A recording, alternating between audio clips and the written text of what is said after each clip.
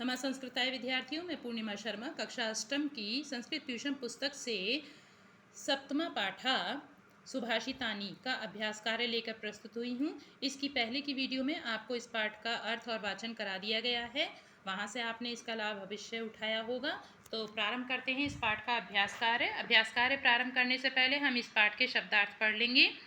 निजः अपना, परः पराया या दूसरे का, लघु चेतसाम छोटे चित्त वालों का, या अनुदार लोगों का, वसुधैव वसुधा धन ए। देखिए यहाँ पे आ है यहाँ पे और यहाँ ए है, दोनों आ और ए मिलके देखिए दो मात्रा ऊपर दिखाई दे रही हैं आपको। ये आपकी वृद्धि संधि का भी उदाहरण है और वसुधा आप भूमि का पर्यायवाची हैं। तो यहाँ पे आप दो चीज़ें सीख रहे हैं, एक तो पर्यायवाची सीख रहे हैं और एक ये वृद्धि संधि का उदाहरण भी सीख रहे हैं। तो इसका मतलब क्या हो गया? संपूर्ण पृथ्वी ही कुटुंबकम परिवार है, परवशम दूसरों के वश में होना, आत्मवशम अपने अधीन।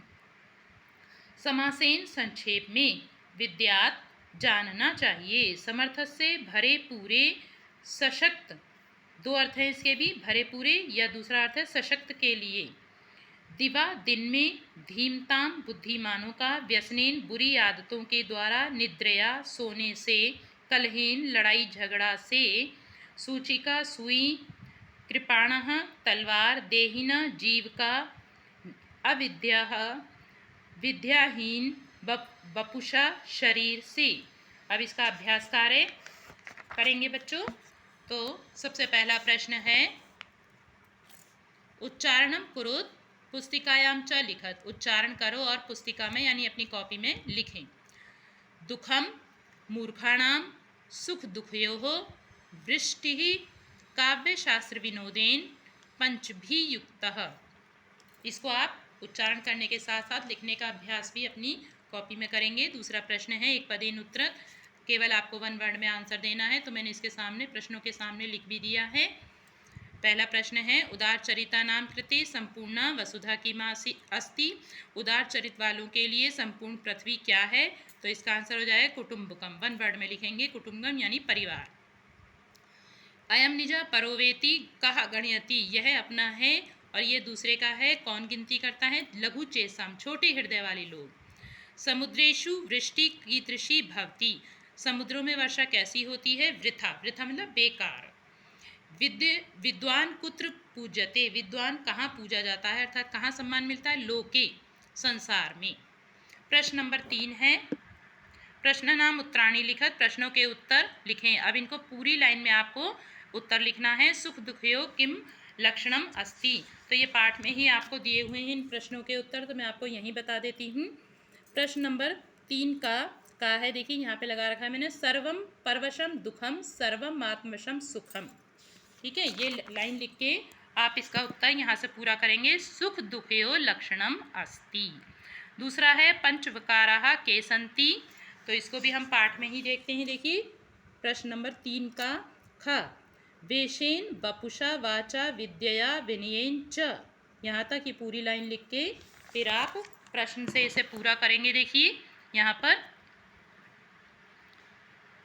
पंचवकाराः सन्ति। फिर अगला है, धीमताम कालाः कथम गच्छति, धीमताम यानी बुद्धिमानों का समय कैसे व्यतीत होता है? इसका भी हम आपकी पुस्तक में से ही आंसर निकालेंगे, पाठ में से ही। तो तीसरे का गा है, इसकी ये लाइन यहाँ से आएगी, काव्य शास्त्र विनोदेन कालो गच्छति धीमताम। तो ये आपका पूरा यहीं से ही आंसर बन जाएगा। ठीक है, यहाँ से आपको लिखने की आवश्यकता नहीं है इस प्रश्न में। अगला है, दीपः वृथा कदा भवति, तो इसका आंसर भी हम यहाँ पाठ में से ही लेंगे। आप इस प्रश्न का उत्तर ऐसे भी लिख सकते हो, देखो बच्चों, काव्य शास्त्र विनोदेन और धीमताम कालाः गच्छति। ठीक है, काव्य शास्त्र विनोदेन धीमताम कालाः गच्छति, यानी काव्य शास्त्र विनोद में, चर्चा में बुद्धिमानों का समय जाता है या व्यतीत होता है। तो इस तरह से भी लिख सकते हो, यहाँ पे काव्य शास्त्र विनोदेन आएगा सिर्फ पहले, या काव्य शास्त्र विनोदेन यहाँ भी लिख सकते हो। आप कैसे भी इस प्रश्न का उत्तर इस तरह से भी लिख सकते हो। ये तीनों तरीके मैंने आपको यहाँ पर बता दिए हैं। अब अगला प्रश्न है, दीपः वृथा कदा भवति, दीपक बेकार कब होता है? तो देखिए इसका आंसर भी आपके पाठ में ही दिया हुआ है। वृथा दीपो दिवापी च। तो इसका लिखेंगे, आप प्रश्न से इसे शुरू करेंगे। दीपः वृथा, प्रश्न से शुरू करेंगे। दीपः वृथा, कदा की जगह लिखेंगे दिवा, केवल दिवा लिखना है आपको। क्या लिखना है? दिवा, दिवापी नहीं लिखना है, केवल आपको क्या लिखना है? दिवा। और फिर यहाँ प्रश्न से पूरा कर देंगे इसे, दिवा भवती। कदा की जगह क्या लिखना है केवल आपको? दिवा भवती, यानी दीपक बेकार दिन में जलाना होता है।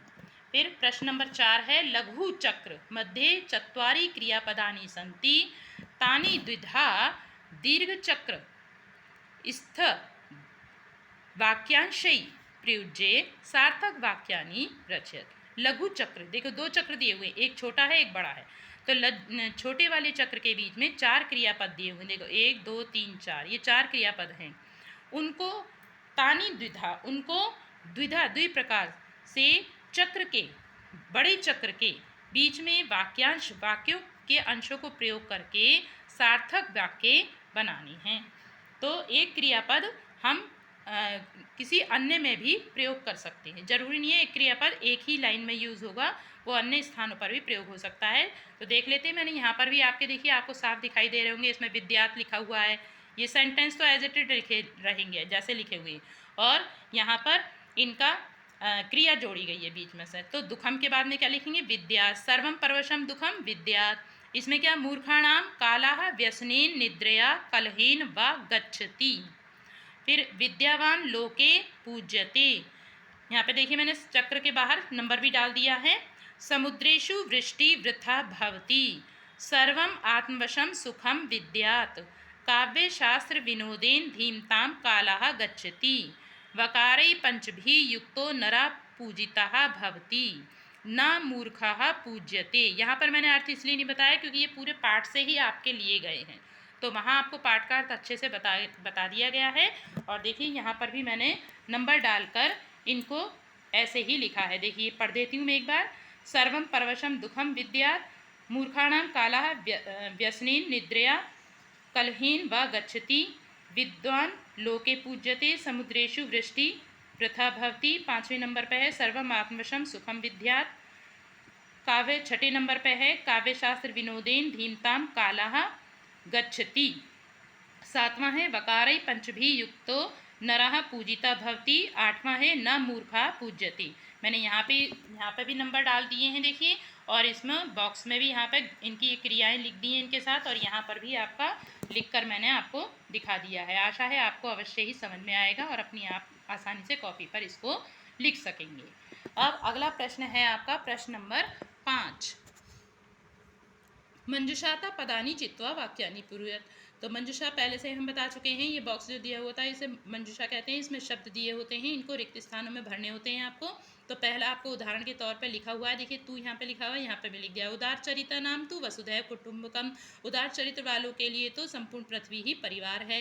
अब का नंबर का है वृष्टि समुद्रेशु, तो इसमें क्या भरेंगे? वर्षा होना समुद्रों में, क्या बताया था? वृथा, वृथा मतलब बेकार है। देखिए ये लिखा हुआ है, यहाँ पे भी का नंबर डाल दिया है मैंने। महानतम प्राप्य, महानतम प्राप्य, महान मतलब महान बड़ी वस्तु को प्राप्त करके क्या बताया है? सद्बुद्धि। कौन? सद्बुद्धि। देखिए सद्बुद्धि लिखा है खा नंबर, जो विद्वान लोग होते हैं बड़ी वस्तु को प्राप्त करके।